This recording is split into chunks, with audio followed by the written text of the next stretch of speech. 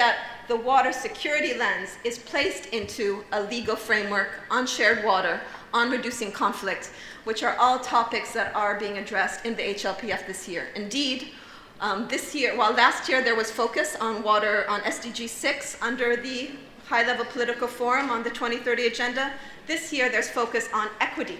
Equity within countries, equity between countries, on climate change, what that means for water-dependent sectors, and SDG 16 on conflict and governance. So if we look at really the water lens and the issues that have to be thought about within these very important issues and goals, we really can see how the SDGs can provide a framework for moving things forward.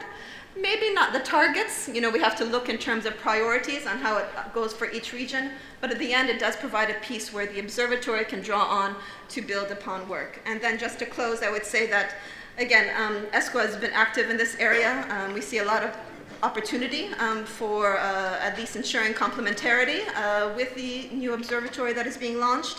I would encourage this work to have a platform for rights, to make sure rights and not only the sustainable management of the resource is the language, which is largely the language of this conference here, but that the rights-based approach be very clear, so it's not overcome by only an efficiency language, though they're both very important.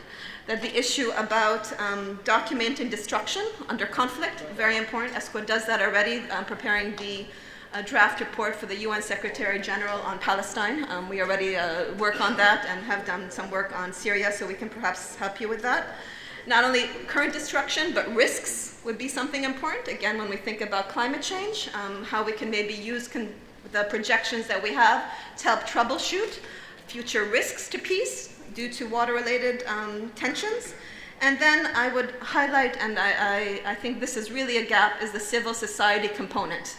Because ESCWA, in the end, we are a UN organization. We work with civil society, but we are an intergovernmental process. And what this observatory could do, even with the regional hubs that might be linked to governments, is provide a, let's say, a monitoring tool, a way to increase the transparency, to maybe reflect a little bit more openly on things that might be more difficult to generate intergovernmental consensus, but can move the conversation forward at the expert level and other levels on water and peace. So thank you very much. Thank you, Carol, for these very stimulating thoughts. To conclude, I would like you to join me in applauding and thanking our panelists for their engagement and advancement of the development of this peace, security discourse, using water as a vehicle of peace. Allow me to thank all of you for listening, and kindly, as Dr. Danilo mentioned, do not hesitate to contact us. The reports are at the Aqua booth.